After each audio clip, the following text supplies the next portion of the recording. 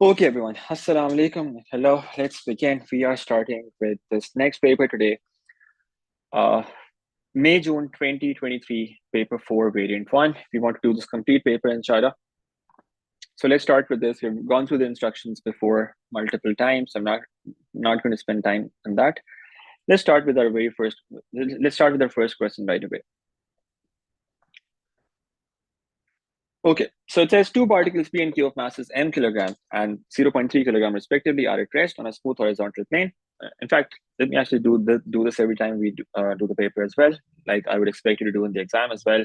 Skim through the paper quickly to understand what's coming next, how many questions there are, and what are the questions that look relatively straightforward, what are the questions that look relatively more difficult. So this is a momentum question in the beginning. Then we have this another one. This seems to be kinematics, free fall. Okay. And we have kinematics again with equations, with differentiation integration. Again, kinematics with graphs. Okay. Then we have forces question.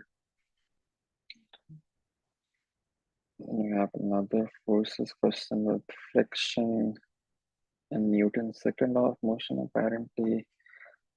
And we have this work, energy, power. Okay, so there are 7 questions. So the first few questions look relatively easy. So you should try and do them quicker so that you have more time for the later questions. And that's generally what it is like as well. You get some relatively easier questions in the beginning, and then often the difficulty level starts increasing a bit. Okay. So we have these two particles, P and Q. The masses are m and 0.3. They are at rest. P is projected at a speed of 5 meters per second directly towards Q. After P and Q collide, P moves with a speed of 2 meters per second in the same direction as it was originally moving. Find in terms of m the speed of Q after the collision. Okay. So we have a smooth horizontal plane. Let me just draw that here. And there are two particles on this plane. One is P and the other is Q. So let's say P is here and Q is here. What do we know about both of them? What happens before collision? What happens after collision? Let's write that information down. P has a mass of m kilograms. Q has a mass of 0.3 kilograms. Before collision, P is projected towards Q at a speed of 5 meters per second. Q was at rest. So that was 0 meters per second. After P and Q collide, P moves with speed 2 meters per second in the same direction. So if it was moving to the right, it keeps moving to the right at a speed of 2 meters per second. We need to find the speed of Q. Let's call this V. That's what we need to figure out. Let's just apply a conservation of momentum. Momentum before collision equals momentum after collision. What's the momentum before collision? Mass, which is m, into velocity for P, plus mass of Q, which is 0.3, into velocity of Q, which is 0. Assuming the right side is positive, this is what we have. This equals momentum after collision. That's m into 2 plus 0.3 times v. And that's going to give us v in terms of m. 0.3v equals 5m minus 2m. That's 3m. And v turns out to be 3 over 0.3, which is 10 times m. Okay, that's the first part. That's the velocity of Q just after collision. Now it says, after this collision, Q moves directly towards a third particle R of mass 0.6 kilograms. So after this first collision happens, now what happens is that Q is moving towards another particle. And it's moving towards that particle that has a mass of 0.6 kilograms. So mass of Q was 0.3 kg. Mass of R is 0.6 kg. And R is now at rest as well. So now before the second collision, what's the situation? This is at rest. This is 0 meters per second. Before the second collision, what was the speed of Q? Speed of Q was 10 times m. Let's write that here as well. Speed of Q is 10 times m towards the right side. Okay. Now, what about after collision? Q is brought to rest in this collision. So Q comes to rest after this collision. Speed of Q becomes 0, and R begins to move with a speed of 1.5 meters per second to the right.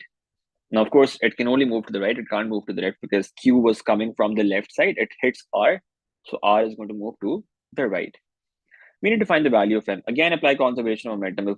Momentum before collision equals momentum after collision. Momentum before collision, mass of Q, which is 0.3 into velocity of Q. That's 0.3 into 10. Plus mass of R into velocity of R. That's 0.6 into 0. That equals mass of Q, which is 0.3 into velocity of Q, that's 0, plus mass of R, which is 0.6 into 1.5. So all we have done is we have said momentum before collision should equal momentum after collision. When we equate them, we get this equation. And that gives us 3 equal to, so there was M somewhere as well. So there was M here, 0.3 into 10 times M. And this is 10M. So on the left side, we've got 3 times M. Yeah, thank you. And on the right side, we have 1.5 into 6. What does that turn out to be? That's 0.9. Yeah, so on the right side, we have 0.9.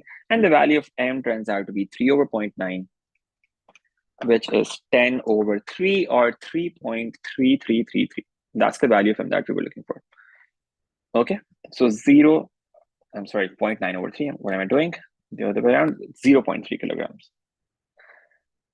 M was in kilograms. Yeah, so this is 0.3 kilograms. That's the value of M that we were looking for. Okay. Now, let's move on to the next one. That was pretty straightforward. As long as you're not doing any careless errors, that's what you get. A particle P of mass 0.4 kilograms is now projected vertically upwards from horizontal ground with speed 10 meters per second. So now we have this horizontal ground somewhere. A particle P is projected vertically upwards. It's projected at a speed of 10 meters per second. Find the greatest height above the ground reached by P. Okay, so now the particle is projected from here.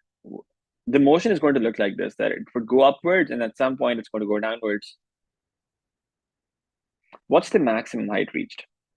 How do you think about this? You have to consider one direction positive. You can say upwards is positive.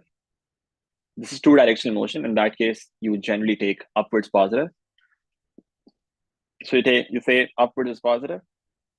What do we have? What information do we have about this? Let's write that down. What's the initial velocity? Initial velocity is going to be 10. Final velocity at the maximum height, what is that going to be? That's going to be 0. So we can say v equals 0. What else? What about acceleration? We've talked about this in detail in the last class as well. If upwards is positive, what about acceleration? Gravity acts downwards. The value of acceleration is going to be negative 10. Okay, we take that as minus 10. Yeah. And now we can find the greatest height. That means h. That's what we are looking for. Or in fact, we can call this s. What equation connects these four things? 2as equals v square minus u square. Let's see what we get from that. 2 into minus 10 into s, that equals 0 squared minus 10 squared. And you can see what that turns out to be. 100 over 20, that should give you 5. Okay. This is the value that we get from this. That's the maximum height reached by this particle. Now it says when P reaches the ground again, it bounces vertically upwards. At the first instant that it hits the ground, P loses 7.2 joules of energy. Find the time between the first and second instance at which P hits the ground. Okay, so now what's happening is,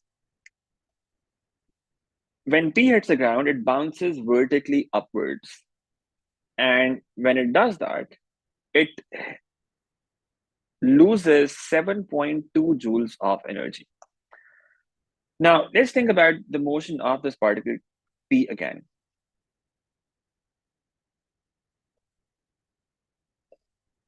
So now let's consider complete motion. Earlier, we were just looking at the motion until it reached its maximum point. Now what's happening is it's going upwards and then it's coming down and hitting the ground at some point. And after it hits the ground, it bounces. Okay. Now, first of all, you need to understand this, that if the particle was projected at a speed of 10 meters per second and there is no air resistance or anything, when it comes back, it's going to hit the ground at the same speed. It's going to hit the ground at a speed of 10 meters per second. So it's going to be the same speed at which this particle hits the ground again. Okay. So now what happens is when it hits the ground, the question says it loses 7.2 joules of energy. So after hitting the ground, can we find at what speed it bounces back again? We can use energy for that. Let's find the energy corresponding to 10 meters per second. What's the kinetic energy that we get corresponding to this? What's the formula? Half mv squared. What's the mass? Mass was given to be 0.4. That's the mass that's given. So we say half into 0.4 into 10 squared. What does that give us? 50 into 0.4, that's 20. So kinetic energy when it hit the ground was 20 joules. Now what happens? It loses 7.2 joules of energy. So what's 20 minus 7.2? That's 12.8 joules. So after bouncing, its energy initially is 12.8 joules, the kinetic energy. Can we find the velocity corresponding to this kinetic energy? Let's find that. 12.8 joules, that's the kinetic energy. Let's find the velocity corresponding to this kinetic energy. We can say 12.8 using the same formula. Kinetic energy equals half mv squared. Now we know the kinetic energy.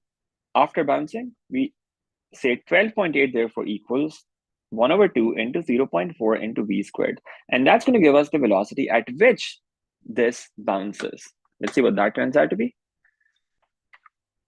12.8 into 2 divided by 0.4, square root of that, that's 8. 8 meters per second. So after bouncing, so when it bounces, it basically starts at a speed of 8 meters per second now. It starts at this speed now. So now again, it goes upwards and reaches its maximum point and then comes back to ground again. And now, what are we looking for? We're looking for the time taken between the first and second instance at which P hits the ground. That means time taken for this second journey, when it starts at 8 meters per second and then comes back again. How do you find the time taken for the second part of the journey? You can either break it into two parts. You can say, let's find the time taken up to the maximum point by considering v equal to 0, and then multiplying that by 2. That's one possibility. Or you could do it directly. You could consider that whole journey. So consider this whole journey. What do you know about this whole journey? You know that initial velocity is 8. What about the final velocity? Considering that upwards is positive, if it starts at 8 meters per second, when it reaches the same point again, its velocity is going to be minus 8, right? And we also know the acceleration. If you're considering upwards positive, acceleration is going to be negative 10. And we also know displacement. Displacement is going to be 0. So we know everything about this journey apart from time. Now we can use an equation that has time to find the value of t. Let's use v equals u plus at and see what that gives us. Minus 8 equals 8 minus 10 into t. And that's going to give me the value for t. That's going to be 1.6 seconds. So this is the time that it takes between the first and second times that the particle hits the ground. All right, that's the time that we get. If you want, you could break it down into two parts, like that parts as well. You could say, let's find the time from the bottom to the top, and then just multiply that by 2. That's also possible. That will give you the same result as well. Okay. Why is the final velocity minus 8? Because when it hits the ground, since there was no air resistance, whatever speed it was projected at initially, when it comes back at the same height again, its speed is going to be the same as before. Now, since upwards was positive, and when on its way back, it's moving downwards, the velocity is going to be negative. So we say it's negative 8. All right. So final velocity is minus 8, initial velocity is 8, acceleration is minus 10, and we use that to find the time. Let's move on. Question number 3. Now it says a particle moves in a straight line starting from rest. So it starts, yes? Can you explain This again. This Explain what second again? inst the time. How did it come? So we are considering this whole journey, the yellow part, right? We are considering upwards positive. What do you know about this journey? If it starts from this point and ends at this point, so basically comes back to the same point, in fact. So I'm just showing it on the side to make it understandable. Otherwise, it's just moving in the straight line above and then coming back in the same straight line back. So basically, starting from the same point, its initial velocity is 8.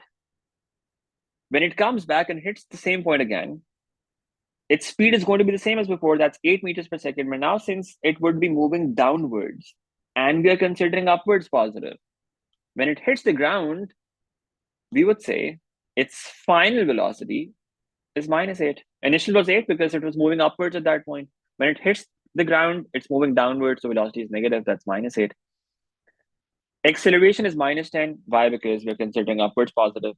That's all that acceleration depends on. We're considering upwards positive, so acceleration is -10. Displacement is 0 because it comes back to the same point again.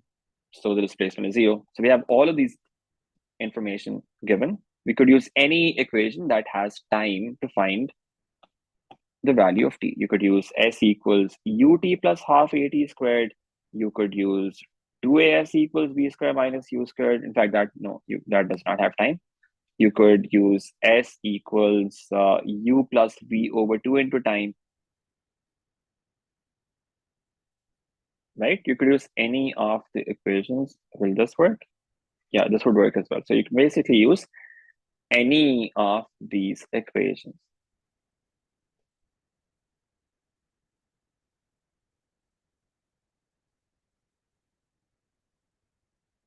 This won't work as well because everything will get cancelled, but the other two will work.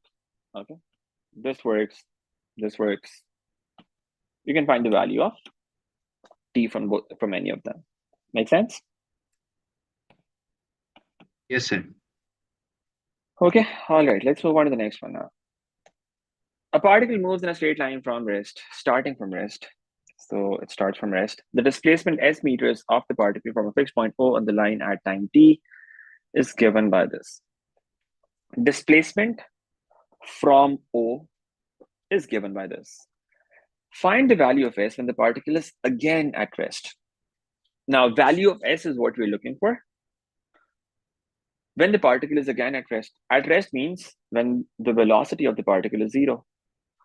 If we can find the time at which the velocity becomes 0 again, we can just put that value of t here in this equation and find the corresponding displacement from that. How do you find the time instant when the velocity becomes 0 again? Find the velocity function. We've got the displacement function. Use this displacement function to find the velocity function. How do you do that? How do you go from displacement to velocity? You have to differentiate. So s equals t raised to power 5 over 2 minus 15 over 4 t raised to power 3 over 2 plus 6. Let's differentiate it to find the corresponding velocity function. V equals 5 over 2 into t raised to power 3 over 2, multiply by the power, subtract 1 from the power. We're differentiating. Minus 15 over 4 remains as it is. Multiply by the power. Subtract 1 from the power, so it becomes t raised to power 1 over 2. Derivative of 6 is thus 0. So this is the velocity function. And now what we need to do is we need to find the time at which velocity becomes 0. So we put v equal to 0 here. 0 equals 5 over 2 into t raised to power 3 over 2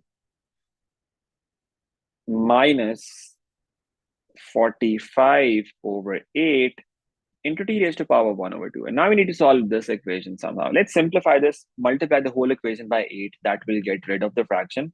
8 is the LCM of the denominators, right? Multiply by 8, that gives you 4 into 5, that is 20 t raised to power 3 over 2 minus 45 t raised to power 1 over 2. That's the equation that we've got. How do we solve this equation now? What we can do is we can take t raised to power 1 over 2 common. You have t in both terms, right? If you take t raised to power 1 over 2 common, what does that leave you with? You take 5 common as well if you want. What does that leave you with inside? 4t, right? When you take t raised to power 1 over 2 common from t raised to power 3 over 2, its power gets reduced by 1 over 2. So 3 over 2 minus 1 over 2, that's t raised to power 1. So inside you're just left with t raised to power 1 minus 45. And this equals 0. Now it's a product. That means either 5t raised to power 1 over 2 equals 0 or 4t minus 45 equals 0, which gives you either t equals 0 or t equals 45 over 4, which is 11.25. Yeah, 11.25. This is the value of t that we're getting. Since this is an exact value, it's okay to write that as a decimal as well. This is the time that we're getting. Okay, now once we have this time, what we can do now is we can input this value back in the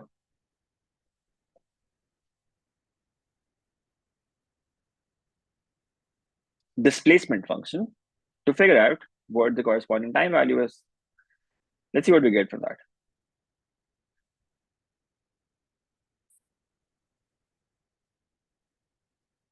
Okay, let me check that again. T raised to power 5 over 2 minus 15 over 4 into t raised to power 3 over 2 plus 6. We differentiated it. That gave us 15 over 4 into 3 over 2 to 1 over 2 minus 45 over 8 multiplied by a4. That's 20. This looks all right. Okay, yeah. So please, yeah, thank you so much for that. This is happening a lot to me in the last few days because of, I don't know, lack of sleep or maybe just too many screens. When we took 5 common outside, we have to take 5 common 45 as well, right? So what does that leave us with? That's 9 inside and not 45. Yeah, so it becomes 5t raised to power 1 over 2 into 4t minus 9. That's 4t minus 9 equals 0, and t equals 9 over 4. And that's 2.25. Yeah, thank you. T equals 2.25. That's the time value that we get for this. All right. Now you put this time value back in the displacement function, and that will give you the corresponding displacement. Now let's do that quickly. Again, t raised to power 5 over 2 minus 15 over 4 into t raised to power 3 over 2 plus 6. Let's input this t value here and see what that gives us. T equals 2.25. Just input this and see the result that you get. Okay, now can somebody do that for me? What do we get? 2.25 raised to power 2.5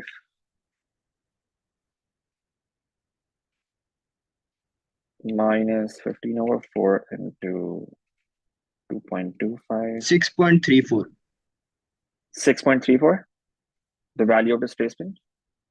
Can somebody confirm this as well? Raised to power 1.5. I'm getting 0.9375. It's not 6.34. Yeah, so that's correct then. 0.9375. Displacement turns out to be 0.9375. That's what we were looking for. It's 0.9375. Okay, that's what we were looking for in question number 3. So all we had to do was find that time instant when velocity becomes 0. So we find the velocity function, put the velocity equal to 0, find the value of t from that. Once we have that, put that value of t back in the displacement function, and that gives you the displacement at that particular point. Let's move on. Question number 4, now it's a graph. It's a velocity time graph.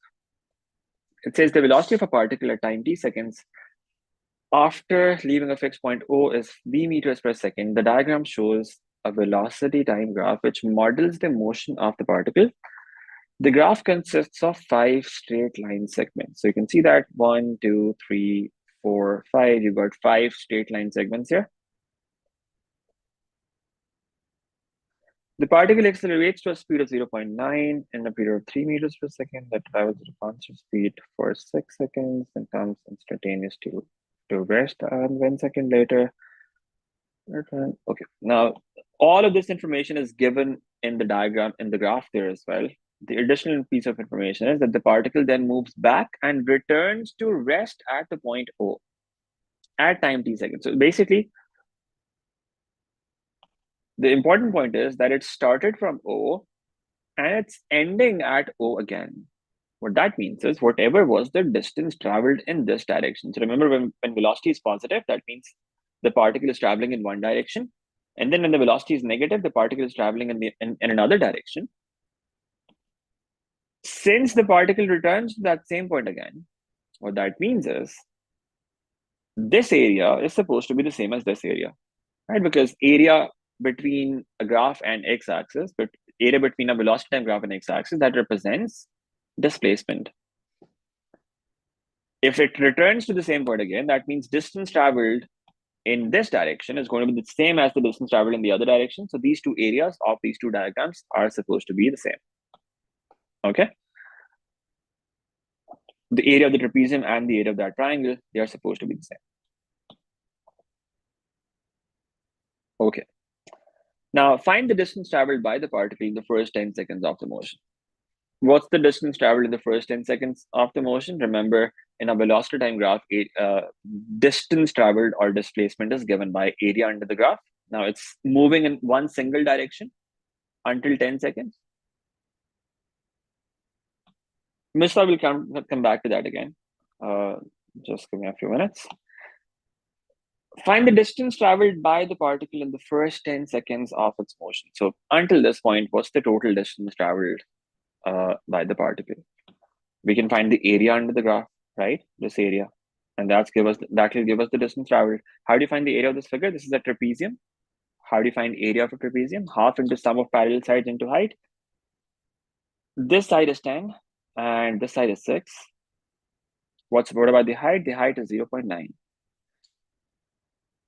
So the distance traveled is going to be 1/2 into sum of parallel sides. That means 6 plus 10 into height, that is 0.9, and that should give you the result.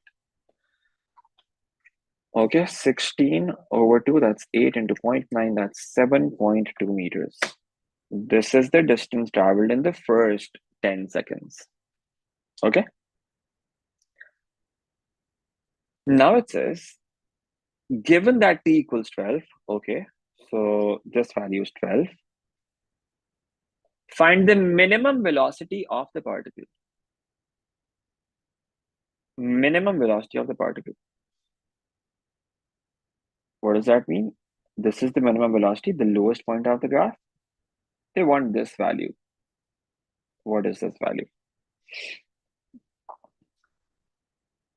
Now, how do you find this? How can you find this value? Now, this is where this highlighted part will come to use. This is the relevant part again. It says the particle was leaving a fixed point O, remember? The graph represents the velocity of the particle after leaving the point O. When it leaves the point O, it travels in one direction for a while because the velocity here is positive. It travels in one direction. And then it starts moving in the other direction because the velocity is negative. Velocity tells you the direction of motion. When velocity is positive, that means it's moving in the positive direction. When velocity is negative, it's moving in the negative direction.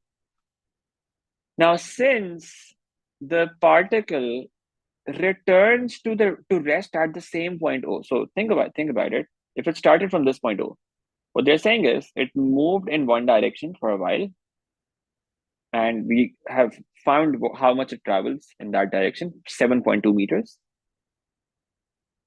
What they're saying is it comes back to the same point again. So it travels 7.2 meters backwards to get to that same point where it started from. So it gets to that same point again. Okay. So that means this area, the area of this triangle, that is also supposed to be the same. the area of this triangle would also be 7.2. So now you can use that information to find the value of V, because this distance traveled is also supposed to be 7.2. So what's the area of the triangle? Half into base into height in this case. Half into base is 2, right? Because this is 2, 10 to 12. Into height, this is the height. Let's call this H. The area should be the same as before. That was 7.2 meters. It should be the same area as before. What does that give us? What does that tell us about the height? The height turns out to be 7.2. That's the height of that triangle. That's this perpendicular height. This is 7.2. Now, if this is 7.2, what is the value of V? Remember, it's velocity. And it's below 0. So what is the value of V then? The value of V would be minus 7.2, since it's a negative value. All right. So you say V therefore equals minus 7.2 meters per second. That is the minimum velocity of the particle. Is that okay? That's the minimum velocity of the particle. Now it says given instead. Okay, now given instead means whatever you were given here, that's no longer relevant. Okay? Whatever we were given here, that's no longer relevant. But so you'll have to be very specific about where the problem is. Explaining again means doing the whole thing over and over again. So you'll have to be specific. What exactly do you not understand? No, but what exactly in B part?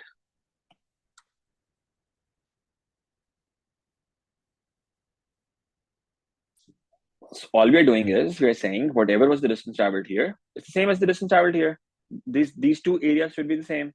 And we use that to find the height of the triangle. The height of the triangle is 7.2. If this height is 7.2, what about the velocity at this lowest point?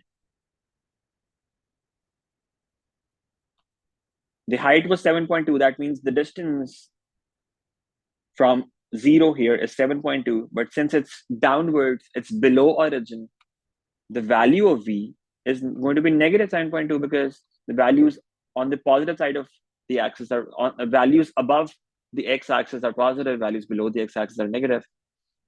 So the velocity is negative.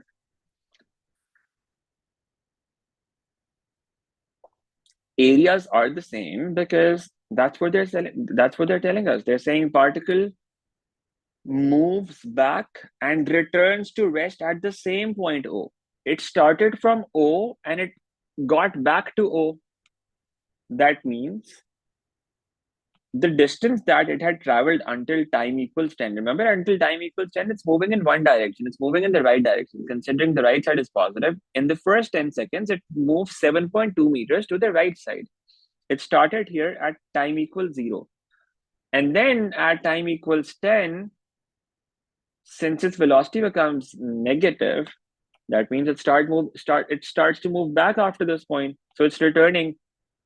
And they're saying it returns to the same point O. So whatever was the distance traveled to the right is the same as the distance traveled to the left.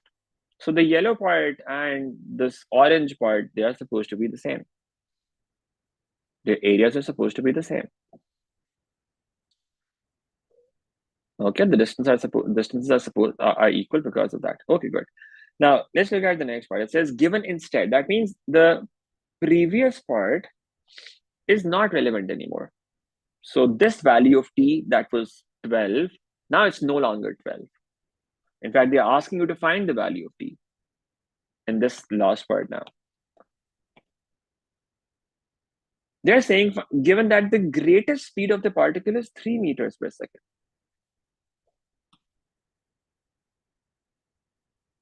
find the value of t and hence find the average speed of the particle for the whole of the motion.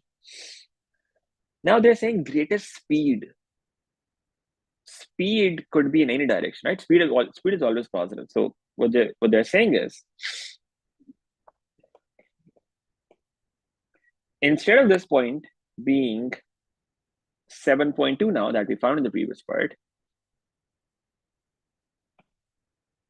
still these areas are still the same, remember? Because they gave us this information in the original question statement. They told us that the particle returns to 0.0.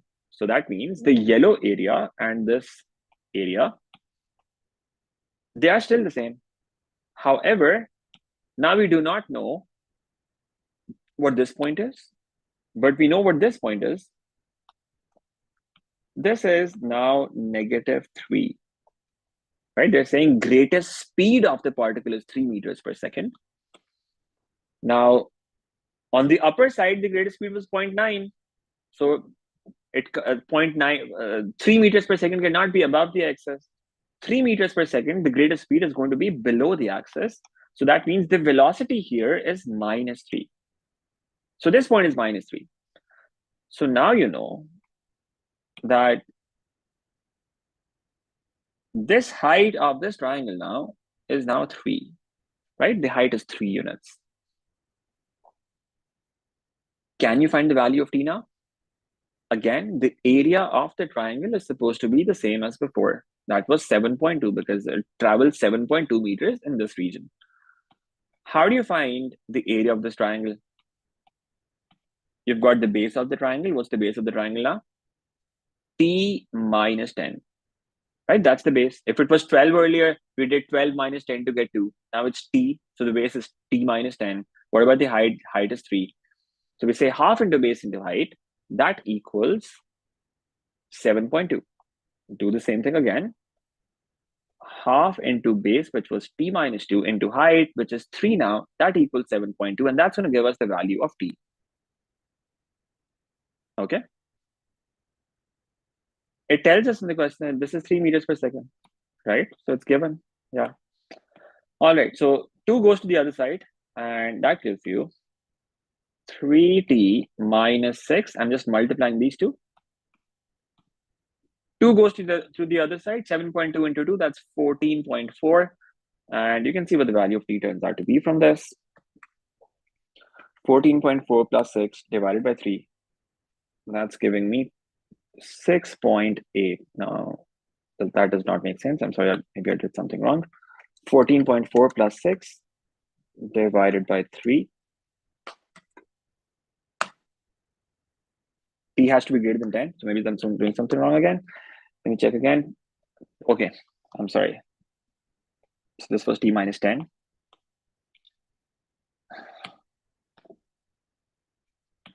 Okay, so it becomes 3t minus 30 equals 14.4. Let's see what the value of t turns out to be from this. 30 into 14.4, 30 plus 14.4 divided by 3, and that's giving me 14.8. So the value of t turns out to be, yeah, we did not get t minus 2. That was t minus 10. I'm sorry. There's something wrong with that brain. So t equals 14.8, right? So that's 14.8. So this point is 14.8. That's what we were looking for. Okay. Now that we know that the t value is 14.8, we need to find the average speed for the whole journey. What's the formula for average speed? Total distance traveled over total time. What's the total distance traveled? It traveled 7.2 meters in one direction, 7.2 meters in the other direction. Displacement was 0, but distance traveled would be 7.2 plus 7.2 divided by total time taken. That's 14.8. And you can see what that turns out to be. That's 14.4 divided by 14.8. You can see what that is. That is giving me 36 over 37. Let's see what this is. 36 over 37. And that is 0.973. This is the average speed for the whole journey. How do you find average speed? Total distance traveled divided by total time taken. That's all that you have to do. And you get the average speed from this. All right, so the first 4 questions were pretty straightforward. Let's move on to the next one now. Any problem with this? Any questions, by the way?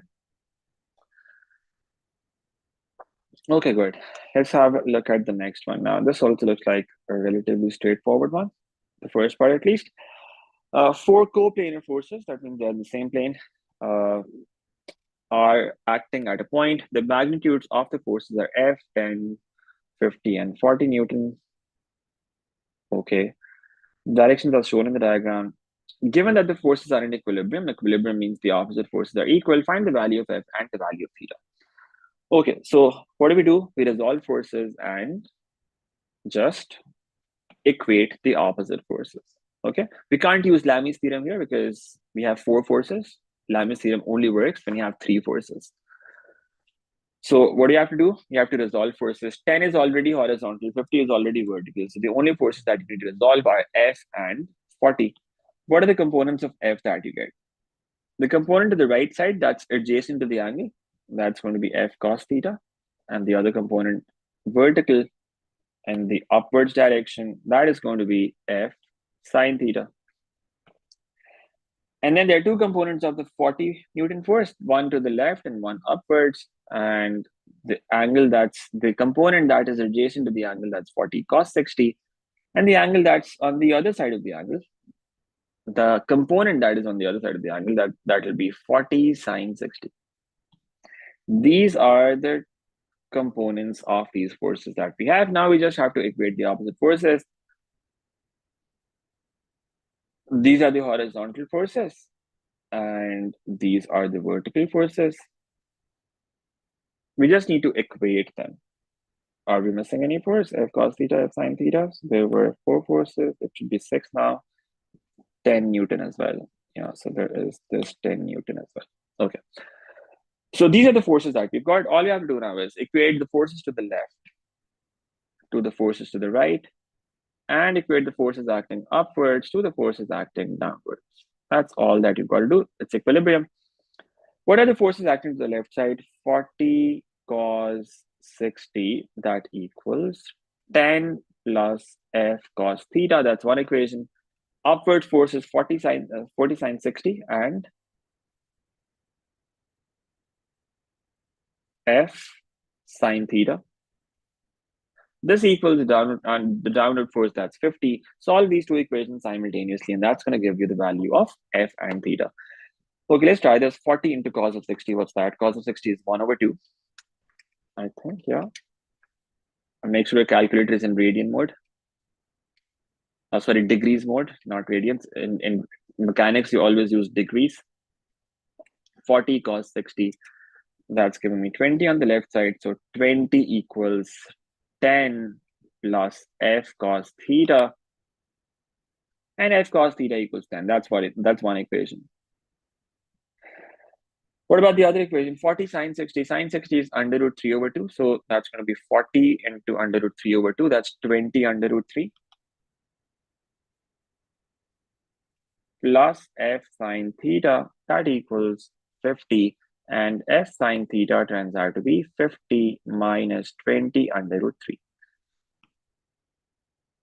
Now we need to solve them simultaneously. We can make F the subject from the first equation if we want, and that gives us 10 over cos theta.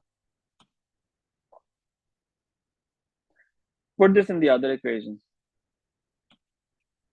and that gives you 10 over cos theta into sine theta. That equals 50 minus 20 under root 3. Sine over cos is tan theta. 10 tan theta equals 50 minus 20 under root 3. Let's just evaluate this or leave it like this for now. 50 minus 20 under root 3. 10 goes to the other side, and we get tan theta equal to 1.5359. Just take tan inverse of that, and that's going to give you the angle. And that is 56.93 degrees. That's the angle. You should use more than one decimal place. Okay, should use more than one decimal place. That's the angle that I'm getting. 56.93 degrees. Put that back in the first equation, and that gives us F equals 10 over cos of 56.93, and that will give you the value of F as well. So that's 10 divided by cos of the answer, and that's giving me 18.33 degrees. Sorry, 18.33 Newton. That's the value of F. If you want to round it off to 3 significant figures and this to 1 decimal place, you can do that, or you can just leave it like this, and that's perfectly okay. These are the final answers that we've got.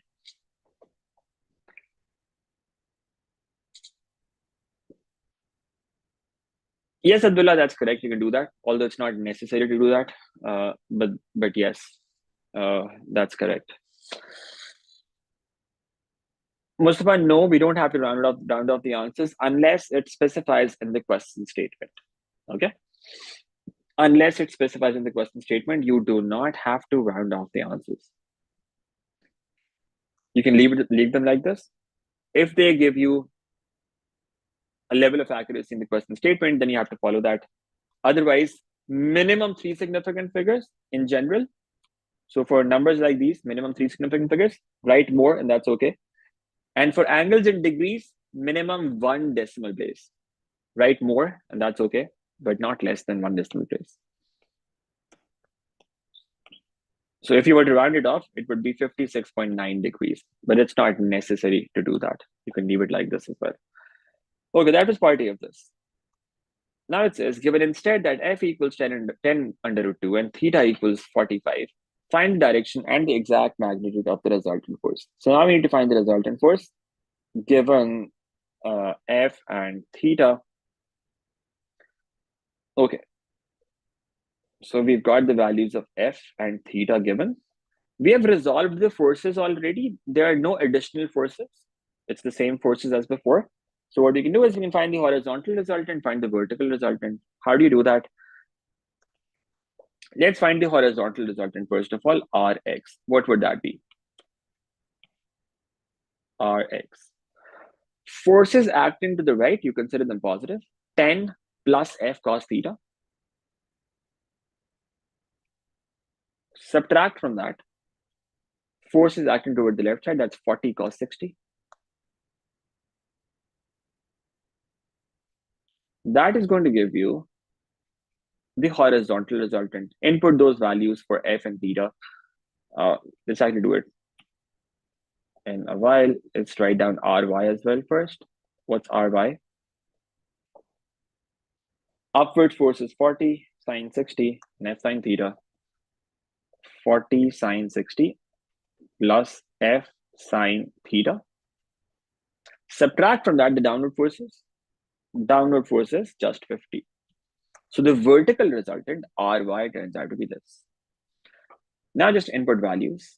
10 plus 10 under root 2. Remember, they want an exact magnitude, so you can't use decimals now. 10 under root 2 into cos of theta, that means cos of 45 degrees, minus 40 into cos of 60. Cos of 60 is 1 over 2. Now let's simplify this. 10. So for resultant, you have minus, minus from right, minus left, and from upward minus downwards. Yeah, for horizontal resultant, you subtract like this, these forces minus these forces, and for vertical, upward forces minus downward forces. Okay. All right, so we have the horizontal resultant, we got the vertical resultant. Now let's simplify this. 10 plus 10 under 2 into cos of 45. What is cos of 45? Cos of 45, just evaluate this on your calculator, put this in your calculator, that will give you under root 2 over 2 minus 20. And now, yeah, so all of this gets cancelled. This is under root 2, this is under root 2, under root 2 into under root 2 is 2 divided by 2. You're just left with 10 plus 10 minus 20, and Rx turns out to be 0. So the horizontal resultant in this case is turning out to be 0 Newton. Okay. What about Ry? What about the vertical resultant? 40 sine 60. Since they want an exact magnitude, make sure that you show working. Do it step by step. What's sine 60? Sine 60. Put that on your calculator. That will give you under root 3 over 2. Plus F. F is 10 under root 2 into sine of 45 minus 50. That becomes 20 under root 3 plus 10 under root 2 into sine of 45. Sine of 45 is under root 2 over 2 minus 50. And this gives you 20 under root 3. Again, under root 2 into under root 2 divided by 2. That gets cancelled. And we have 10 minus 50. And our y turns out to be 20 under root 3 minus 40. Remember, we can't use decimals here. The question says you want an exact magnitude. This is the magnitude of this is ry. Now, how do you think of this? There's no horizontal resultant. There's only vertical resultant. And this is turning out to be, so you have to think about this, whether it's positive or negative. Put this in your calculator and see whether it's a positive value or a negative value, just to figure that out. 20 under root 3 minus 40. In decimals, that is minus 5.35. So I just did this to figure out if it's a negative value or a positive value. Since it's a negative value, that means the direction is downwards, right? Because we were considering upwards positive, downwards negative. Since this is negative, it's acting downwards. Okay, this is ry. And now you have to be very careful in writing down your final answer. It says, find the exact magnitude of the resultant. When they talk about magnitude, magnitude is supposed to be something positive. So when you write down the resultant, you would say magnitude of resultant. That is 20, in fact, yeah, magnitude of resultant. Let me write that in full. You see, this value is minus 5.36 something. This is the negative value. You want to make it positive. The magnitude has to be written as a positive number. And it also has to be written as an exact number. So you can't use decimals. So you should be writing something that gives you 5.36 instead of negative 5.36. How do you do that? You would make this number positive. So you multiply it by negative. What does that become? That becomes 40 minus 20 under root 3. That will be the magnitude of the resultant. You would not write 20 under root 3 minus 40. You would write 40 minus 20 under root 3. That will be the magnitude. And then you would say, what's the direction? Since ry was negative, that means it's acting downwards. You would say the direction is vertically downwards.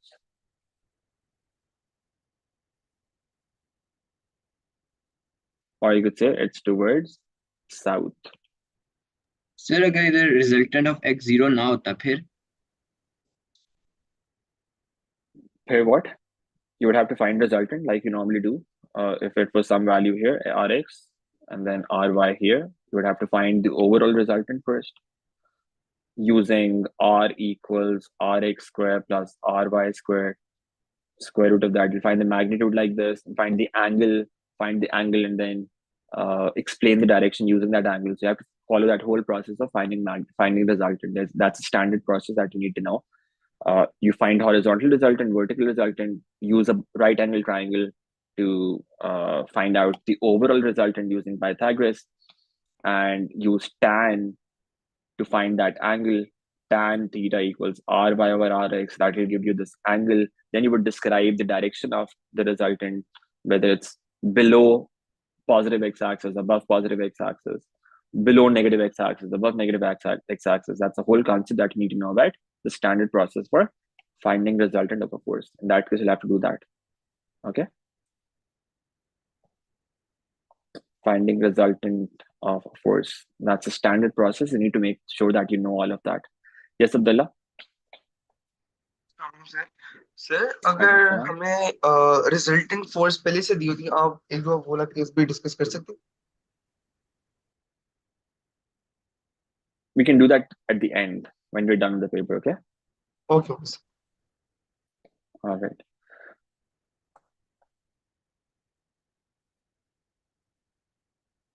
Okay, that was part B of this question. Let's move on to the next question. Question number 6.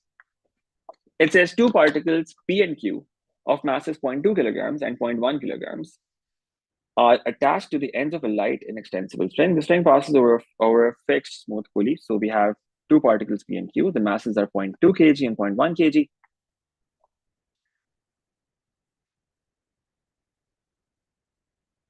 Okay, so we have their masses given.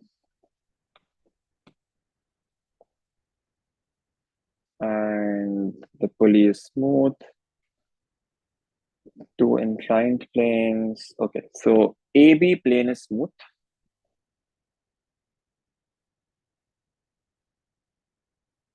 For BC, it does not say anything. Okay, so everything else you can see on the diagram. They've just explained the whole diagram in this question statement.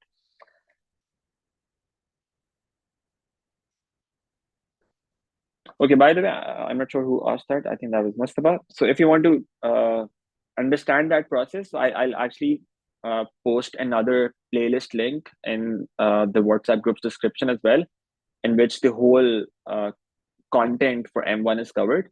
So if you want to understand any particular concept that you need to cover, that you do not understand while we're doing the papers, and now while we will not be able to do that concept in detail while we're doing the paper, you can have a look at that playlist and find that particular concept there and understand that from there. So when I post that playlist link, you can find a video there that is titled that would be titled like this: finding resultant of a set of forces, right? So you can go through that to understand that whole process, how to find resultant.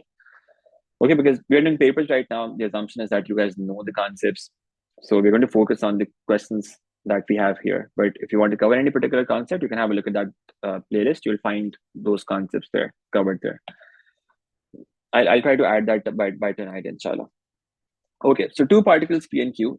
Their masses are 0.2 kilograms and 0.1 kilograms. So yeah, we've read the statement already. It's given that theta equals 60.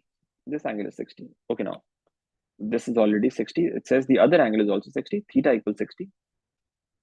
The plane BC is rough. So now for the first part, they're saying the plane BC is rough. And the coefficient of friction between Q and the plane BC is 0.7. The particles are released from rest. Determine whether the particles move. Okay, now that's interesting. Determine whether the particles move. They are released from rest. Now, how do we think about this? Let's understand the forces that are acting on these particles. Let's represent all of those forces first of all. What are the forces acting on the particle P? There's a weight of P that acts vertically downwards. What's the mass of P? That's 0.2 kilograms. So the weight is going to be 2 Newton. And then there's going to be reaction. Where does reaction act? Reaction acts in this direction. What else? There is tension that acts in this direction. These are the forces acting on the particle P. What about the particle Q? On particle Q, we have reaction. We have weight of Q. That's 1 Newton because its mass is 0.1 kilograms. And we have tension that acts in this direction. And since the BC part of the plane is rough, there's also going to be friction. Now think about this. Which direction is the friction going to act in? If this angle is also 60, that means both planes are at the same angles, right? Both planes are at the same angles. Since the weight of P is higher and weight of Q is lower, P will try to move downwards. So Q will try to move upwards, up the plane. Where is friction going to act? Friction is going to oppose that. Friction will act in this direction, down the plane. Okay, I hope that makes sense. Weight of P is more as compared to weight of Q. Since the angles of the planes are the same, that means we can just compare the weights and figure out that if there was no friction, P will move downwards and Q will move upwards. Now Q will try to move upwards, but since the BC part of the plane is rough, there's going to be friction, and friction is going to act down the plane like this. These are all the forces acting on these two particles.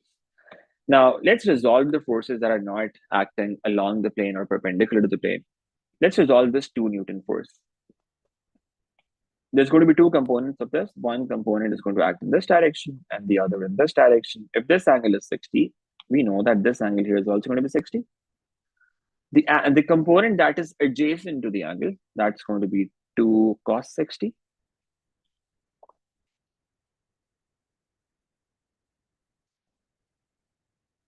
And the component that is on the other side of the angle, that's going to be 2 sine 60.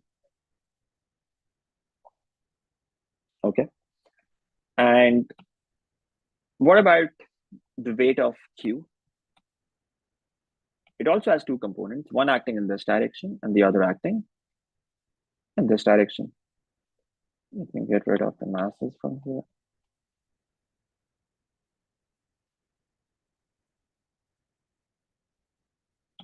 Okay. Now, if this angle is theta, that means this angle here is also theta. So what's the component in this direction? It's going to be 1 cos theta. And the component on the other side is going to be 1 sine theta. These are all the forces acting on these two particles. Now, do the particles move or not? That is what we want to figure out. Okay. What we can do for this is we can, since we are not looking for tension, we're not looking for acceleration or anything. This is the kind of an situation where we are not looking for any unknowns here. It's going to be easier to consider this whole system rather than applying Newton's second law of motion on each one of them separately. Think of the overall forces acting on the system. When we think of the overall system, we're talking about P and Q together, right? We're considering both of these together. That means tension is not going to be considered in that case because that's part of the system. What are the forces acting on the system from outside along the plane? What are the forces? P is being pulled downwards by this component of weight. That's one force acting in this direction. That's the force that is pulling the particle P down the plane on the left. What are the forces acting on Q that are trying to make the object Q move down the plane? Sine theta and F. On the opposite side, these are the forces that are acting. Okay. If 2 sine 60, if this force acting in this direction was more than the sum of these two forces, the sum of friction and sine theta, the objects will start moving. P will start moving downwards and Q will start moving upwards. However, if this force 2 sine 60 is not enough to overcome friction, then the particles will remain in equilibrium and they would not move. So what we have to do is we have to figure out what is the force acting on P down the plane. Let's figure out what this force is. Force acting on P down the plane. That's what we're talking about. On the particle P, there's a force acting in this direction. What's that force? That's 2 sine 60. That's the only force pulling P down the plane. Let's see what this value is. 2 sine 60. What do we get for this? 2 sine of 60. That's giving me under root 3, right? Under root 3, that's the force that's pulling P downwards. What about the forces acting on Q that are pulling Q down the plane in this direction? There's 1 sine theta and there is friction. What is the maximum possible value of friction? What's the maximum possible value of friction? It's mu into R. So we need to consider what is the maximum friction that could apply on this particle Q. That's what you want to figure out. What's the maximum possible friction that could apply on this particle Q? Now for that, we have to find F max. How do you find F max? F max is equal to mu times R. Let's calculate that on the side. F max equals mu into R. Do we know the value for mu? We know that it's given. Mu is equal to 0.7 into R. Reaction acting on the particle Q. What's the reaction? We can find that value. Perpendicular to the surface, there are only two forces acting. RQ, and opposite to that, there is weight. They're going to be equal to each other. So we get RQ equal to 1 into cos of theta. What's cos of theta? Theta here is given to be 60 degrees in the first part. So we say cos of 60, that is 1 over 2. Reaction is 0.5. So 0.7 into 1 over 2, what does that give us? That gives us 0.35 Newton. This is the maximum possible value of friction. Is that okay? That's the maximum possible value of friction. What's that? That's 0.35 Newton. So what's the maximum possible force that can apply on Q down the plane? It's sine of 60 plus F max, which is 0.35. Sine 60 is under root 3 over 2 plus 0.35. Let's see what these two values turn out to be. Under root 3 is 1.73 something, I guess. Under root 3 is 1.732. This is 1.732. And the second value that we're getting, under root 3 divided by 2 plus 0.35, this value is 1.216. This is 1.216 Newton. Now what that means is, at P, there's a force of 1.73 Newton acting in this direction. At Q, the maximum that friction along with weight component of Q can manage is 1.216 Newton. Since 1.732, the force acting on P to make the object P move down the plane, that is greater than 1.216. That means that's overcoming the friction of Q and also the weight component of Q. That means particle P will move down the plane.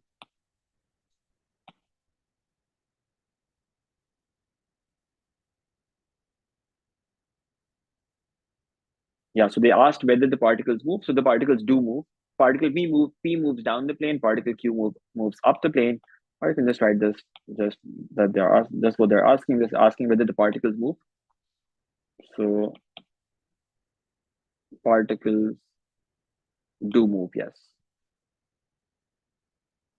Okay, because the force acting at P down the plane is more than the force acting on Q down the plane. So the particles are eventually going to move because of that.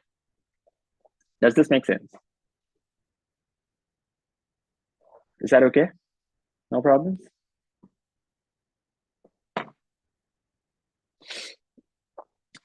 Okay, great. Let's move on to the next part now. Now it says it's given instead.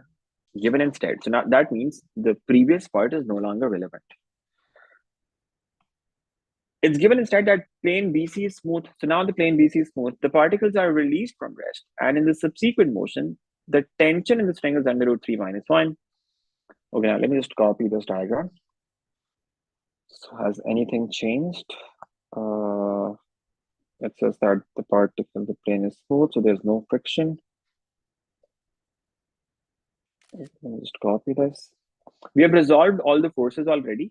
We'll just use our previous diagram. In your exam, you will annotate the diagram using a pencil so that you can change that for the next parts. I can just copy it here like this. Okay, so everything remains the same as before. The only thing that changes is that the plane BC is now also smooth. Now, if plane BC is smooth, that means there's no friction. So you can get rid of this friction now.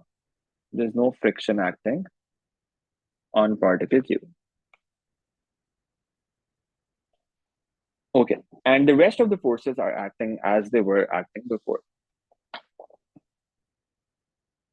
And now we're given that the tension in the string is this, under root 3 minus 1. They've given us the value of tension. And the final answer that they want is not exact. So you can use a decimal value here. That's perfectly okay. What's under root 3 minus 1? Under root 3 minus 1, that's 0.732. You can use decimal values. 7.321. Okay, that's the value of tension. Now, these are the forces that are acting. What we can do now is, it says find the magnitude of the acceleration of P as it moves on the plane and find the value of theta. So we need to find the value of theta. Remember, the previous value of theta is no longer relevant. We need to find the value of theta and the acceleration of P. What do we do for that? We have forces, we have acceleration. Remember what connects these four things: forces and acceleration. Its resultant force equals mass into acceleration. It's a Newton's second law of motion. So that's what we use on both the particles separately, because now we have to deal with tension as well. So we apply Newton's second law of motion on both the particles one by one. Let's see what happens when we apply Newton's second law of motion on particle P first of all. Resultant force equals mass into acceleration. P is moving down the plane, right? What's the forward force for P? 2 sine 60. Subtract from that T, and that's it. That equals mass. Mass of P was 0.2 into acceleration. Is there any other force acting? No. What's 2 sine 60? 2 sine 60 is 2 under root 3 over 2. We know the value of T as well. The value of T, if we were to use exact value, because we have under root 3 here now as well, this is exact. Under root 3 minus 1, that equals 0.2 times A. And that gives you under root 3 minus under root 3 plus 1. So that means 1 equals 0.2 times A. And the value of A turns out to be 1 over 0.2. Let's evaluate this. 1 divided by 0.2, that is 5. Acceleration turns out to be 5 meters per second square. Okay, that's the value of acceleration. Now we need to find the value of theta. Let's apply Newton's second law of motion on Q as well and see what that gives us. What are the forces acting on Q? Q is moving up the plane, so the forward force for Q is T. The backward force is sine theta. So T minus sine theta equals mass of Q, which was 0.1 into acceleration. Now we know the value of acceleration, so we can put that here as 0.1 into 5. We can just input that value here. T is under root 3 minus 1. That was given. Minus sine theta equals this. And that gives you sine theta equal to under root 3 minus 1 minus 0.5. And that's 0.23205. Now you can find sine inverse of that and see what that gives you. 13.4 degrees. That's the value of the angle that we were looking for. That's theta. Okay, that was part B of this. Sir? Yes? The statement that find the magnitude of the acceleration of P as it moves on the plane. Does it mean that P moves down the plane? The statement does not say that, but you should be able to think about this because P has more weight as compared to Q. So P is going to move downwards and Q is going to move upwards. But it said that it is given instead, so I thought that it is something else because it moves on the plane. It's confused. Instead means that in the previous part they had given us that plane BC was rough. Now they're saying BC is smooth. So that's what has changed. And also in the previous part they had given us the value of theta to be 60. Now they have not given us the value of theta. In fact, they've asked us to find that. So that's what is changing. Okay.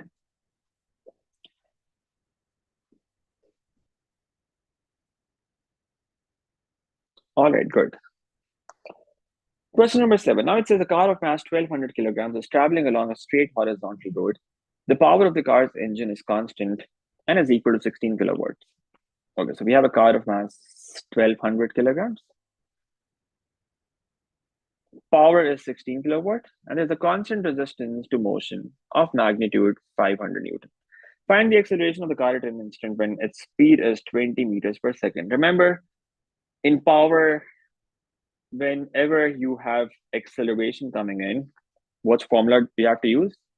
These two formulas are used together quite a lot. Resultant force equals mass into acceleration. or the forward force minus the backward force equals mass into acceleration, along with power equals driving force into velocity. These are two formulas that are used together quite a lot. Since we're talking about acceleration here, that means that you will have to use this somewhere. Okay, now what are we given? We are given that power is 16 kilowatt. That means it's 16,000 watt. That equals driving force. Do we have the driving force? We don't. So we just leave it like this. Into velocity, so it says the speed of the car at this instance is 20 meters per second, so that's 20. And that will give you the driving force at that particular instant. We need to find the acceleration at that particular instant. We can find the driving force using this 16,000 divided by 20, and that turns out to be 800. Driving force at that instant is 800 Newton. Now think about how the particle is moving. What are the forces acting on the particle?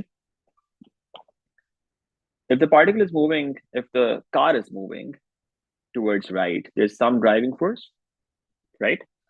And then there's resistance as well. The value of the resistance you're saying is 500 Newton. And that's it. These are the only forces acting. So if you had to use this formula now, resultant force equals mass into acceleration. Now that you know the driving force value, driving force is 800 Newton. You would say 800 minus 500 equals mass, which is 1200 into acceleration. And that's going to give you the value of acceleration of the car at that point. 300.25. So acceleration equals 0.25 meters per second square. Thank you. That's the value of acceleration that we get. Okay. That was the first part. Pretty straightforward. 3 marks.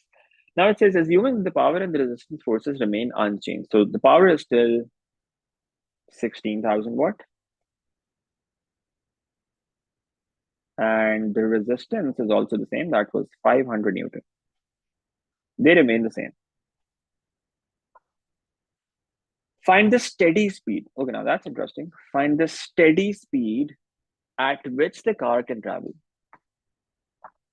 Steady speed. That means when the speed becomes stable. Okay, the speed becomes stable. That means it's not changing. When the speed becomes stable, what does that mean? What about acceleration? What does that tell you about acceleration? Zero acceleration. Acceleration will be 0. If the speed becomes steady or constant, acceleration would be 0. So they are basically telling you, find the speed when acceleration is 0. Okay. Now, how do you do that? Again, you have power, you've got acceleration. Again, those two same formulas come in again. Power equals driving force into velocity, and resultant force equals mass into acceleration. Since acceleration is 0, the right side is going to become 0 anyway. What about the resultant force? We've got the same two forces acting. We have the driving force and the resistance.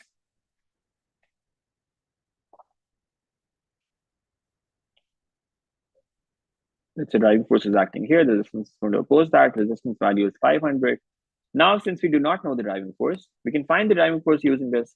We can say driving force minus 500, that equals 0. So driving force equals 500 Newton. And now using this, we can find that speed that we're looking for, power equals 16,000. That equals driving force, which is 500 into V. And that will give us the value of V at this point. Okay, what's that?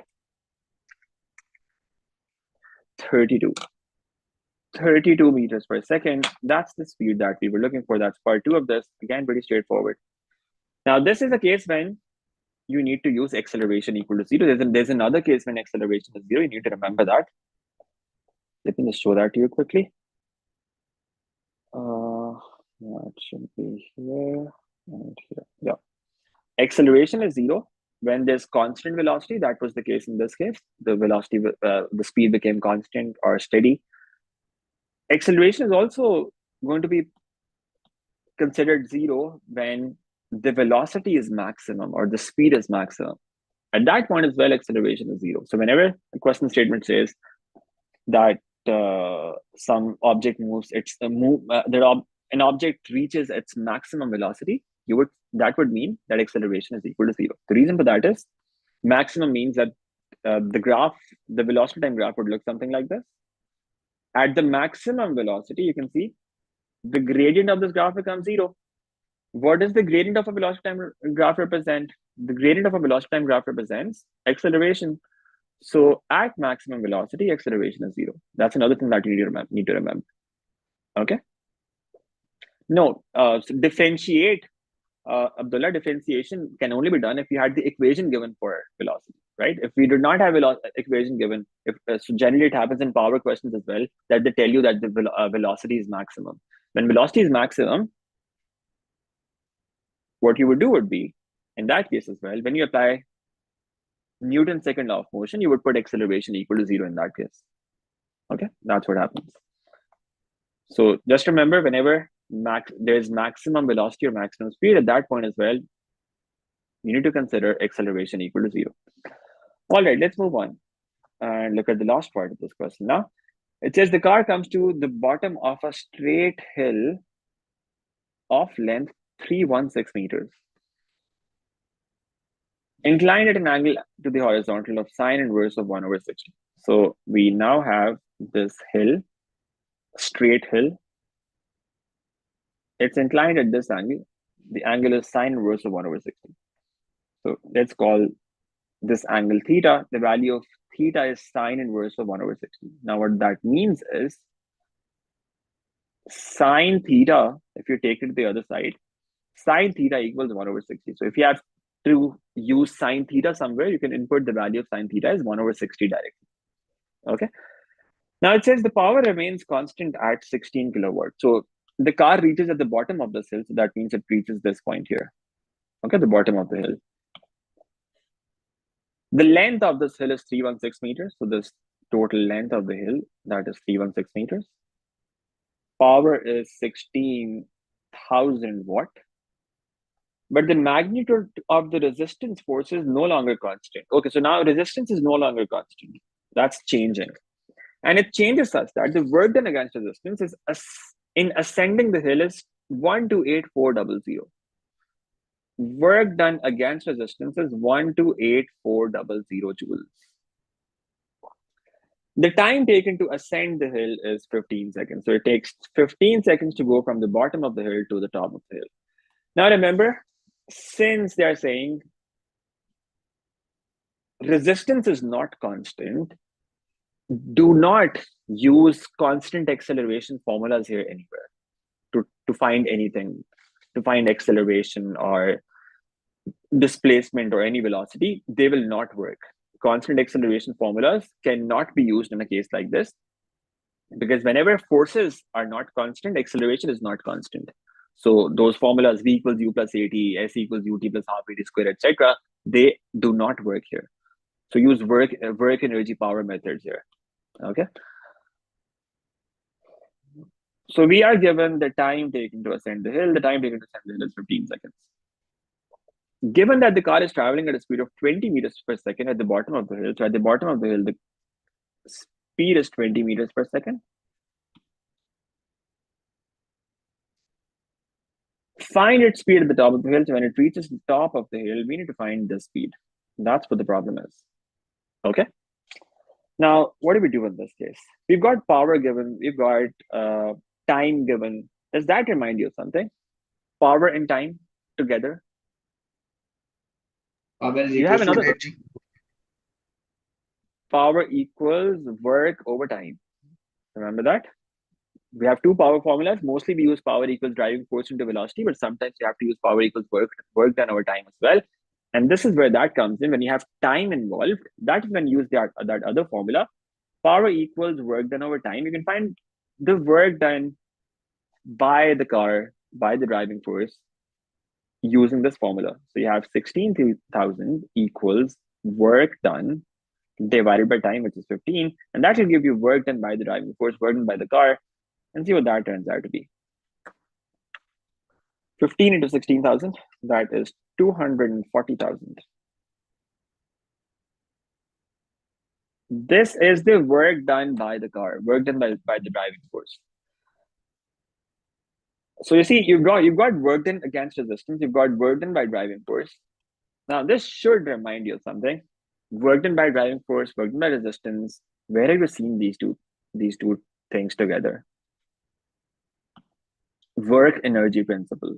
Work done by driving force, that is equal to change in kinetic energy plus the change in potential energy plus the work done against resistance. You've got the value for work done by driving force, you've got the value for work done against resistance. Now it's about change in kinetic energy and the change in potential energy. Let's think about those things now. Okay, so we've got this much information. We've got the work done by the driving force now. That is 240,000 joules. What else do we need for that equation? Change in kinetic energy. Do we know the initial kinetic energy? Yes, we do. We have the velocity. We've got the mass as well. Do we? Mass of the car that was given somewhere. Yeah, so we have the mass of the car as well. That's 1200 kilograms. So we can find the kinetic energy at the bottom of the plane. We can do that. What about the top of the plane? We need to find the speed at that point. So we can basically write that kinetic energy in terms of V and find the value of V. So that's something that we can sort out. What about change in potential energy? For change in potential energy, we need the height. That's the question now.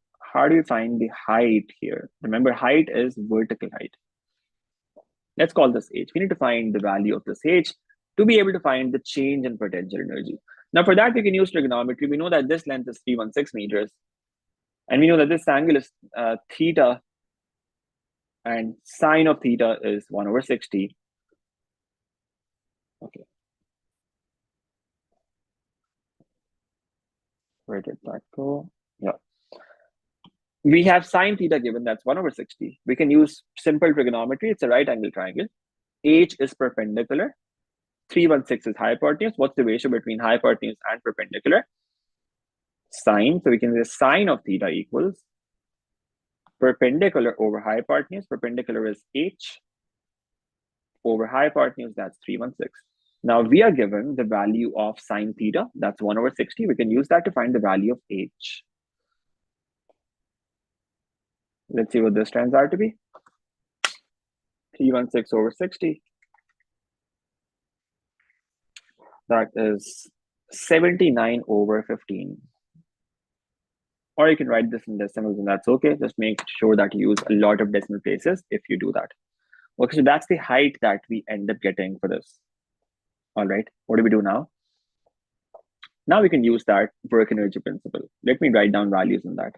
Work done by driving force, that equals change in kinetic energy plus the change in potential energy plus the work done against resistance. What do we know already? We know the work done by driving force, that's 240,000. What about the change in kinetic energy? That's half into m into v square minus u square, right? We know the mass. Mass is 1200. Let's input that here. Into v squared. Well, that's what we have to figure out. We have to find out the value of v. So we can say v squared minus u squared, the speed at the bottom, that's 20. That's 20 squared. Plus change in potential energy. That's mg delta h, mass is 1200, into g, that's 10, into change in height. How much is height changing? We have found that already. The height is changing by 79 over 16.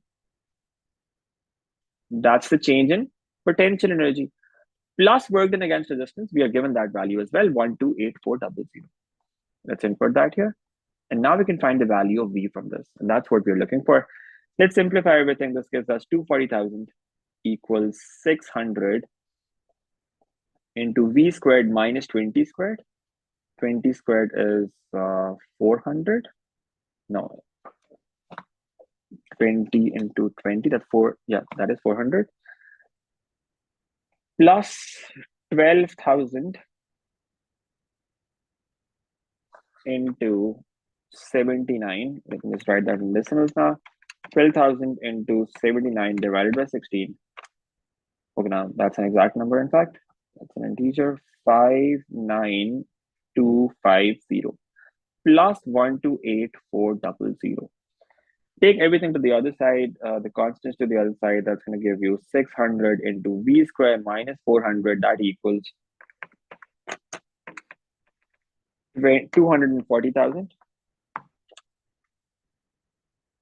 minus 59250 minus 128400. That's 5 0.2350. 600 goes to the other side, gets divided. 600 plus 400. V square turns out to be 487.25 for me. Let's take square root of that. And that's turning out to be 22.07 for me. Okay, let's check this.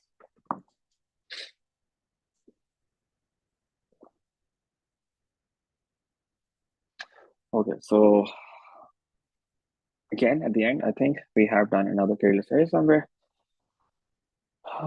Let me check this again.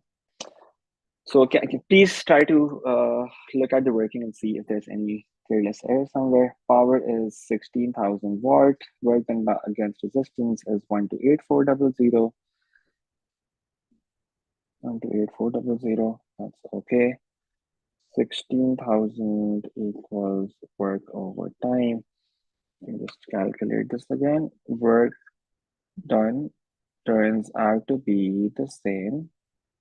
And this is fine. And then sine theta was equal to h over 316. That was 316. That was fine. 316 over 60. Let me just calculate that again. 316 over 60. That's 79 over 60. Okay. So this was when we divide 316 by 60. My calculator was showing me 79 over 15. And I wrote 79 over 16. Okay, so this was 79 over 15. Okay, so now let's correct that. That is 15.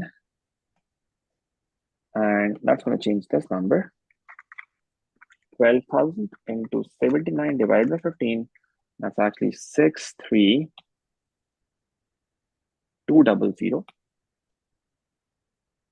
And that's going to change this number and this number. 240,000 minus 63200 minus 128400 divided by 600. In fact, let's leave it like this for now. 48400 divided by 600. And then that's giving me 80. Let's do that again. 240,000 minus 63200 minus 128400. 12,000 into 79 divided by 15. That was 63200. That's okay.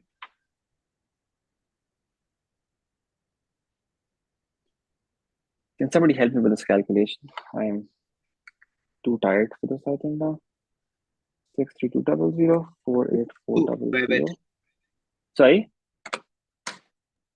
242. What's the value of V that we're getting at the end from this? Just forget all of this. Just put this whole thing on your calculator directly and find the value of V. 21.9. 21.9. So that's the value that we get at the end. Okay. So from this equation, you will do this calculation and you would get the result 21.9. Let's check this by inputting this value. Here, 600 into 21.9 squared.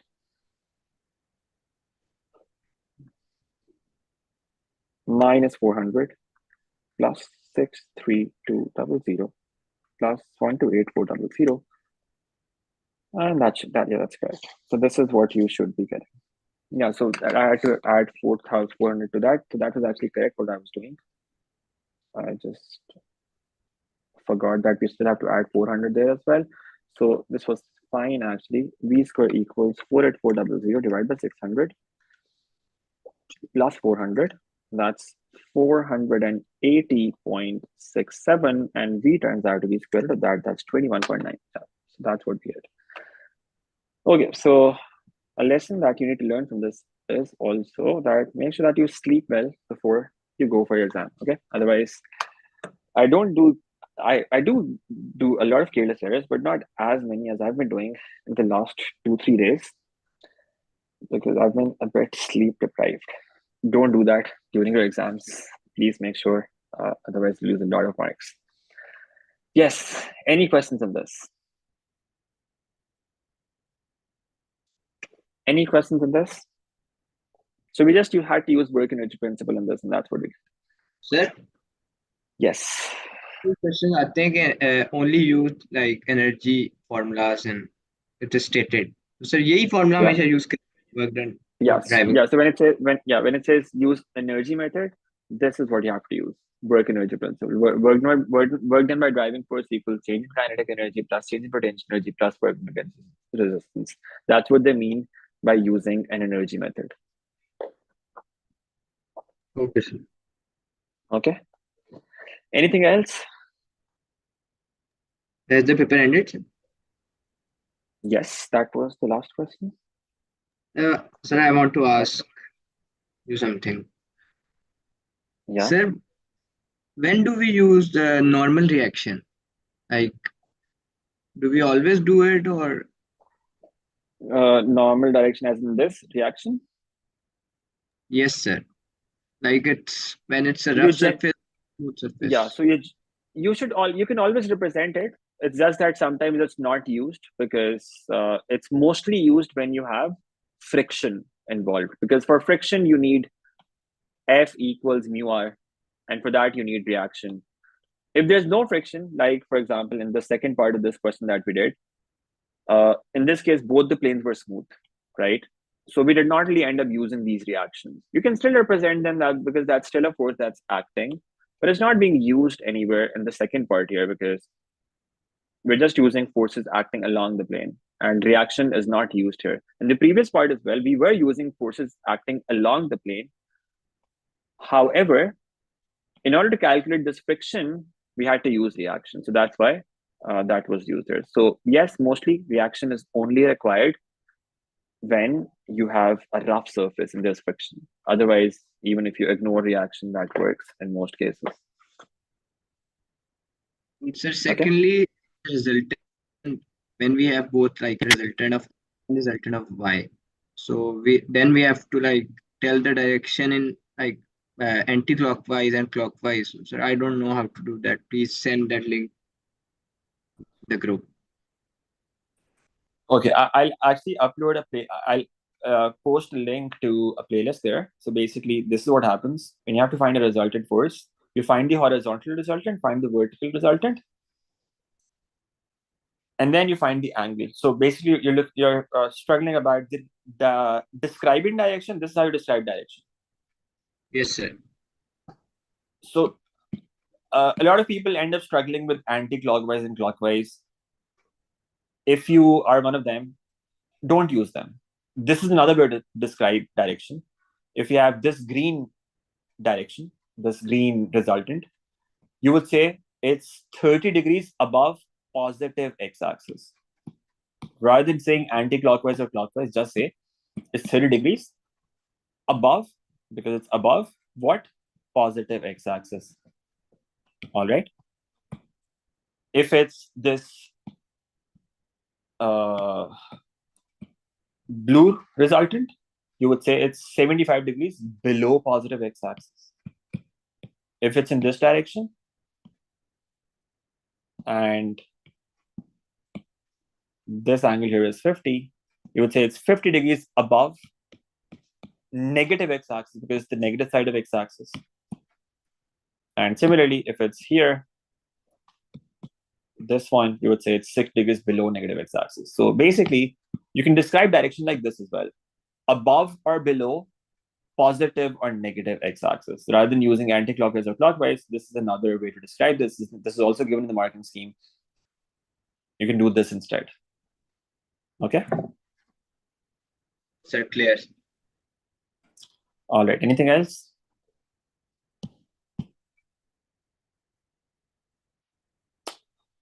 All right. That's it for today then.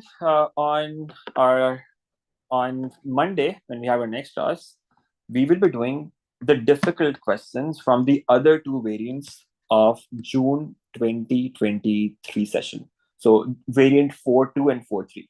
Okay? Sir, Difficult. Yeah. Then I'm very weak like in S1. So what would you recommend like in the limited time what to revise for S1? I am taking your past paper session for S1 as well. but about the content.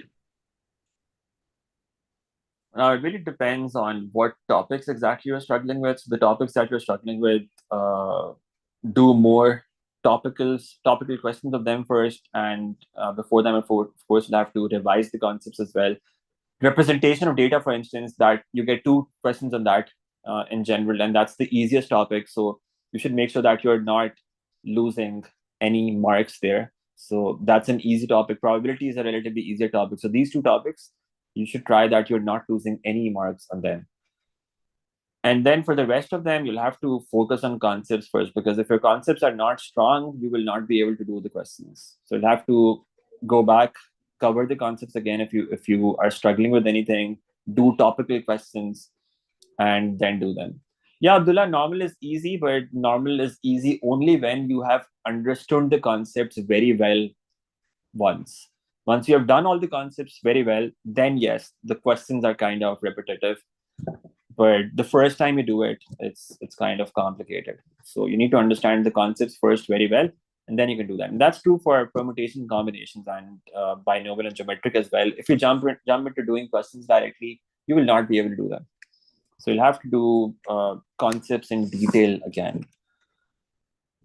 So identify what exact concepts you're struggling with, revise them. You can find, again, the S1 playlist in the description of the group by tonight as well. Look, skim through. You can't skim through to understand it, but however, so watch some of those concepts at 1.5x, 1.75x, and try to understand the concepts in detail, and then start doing questions. That's the only solution, as in there's no shortcut as such. You'll have to cover the concepts in detail. You'll have to spend these next 15 days studying and just studying. Yeah. Yes, Laiba, you can send that. You can send that question. So generally, it's easier if you send them to the group, because then other people can also contribute and respond to the questions. And I'll also respond. I have another class starting right now. So not right now. You can send that to me, but after that class ends, I will respond to your question, okay? All right, so that's it for today. I will see you again on Monday, inshallah, when we do difficult questions from the other 2 variants. All right, Allah Hafiz.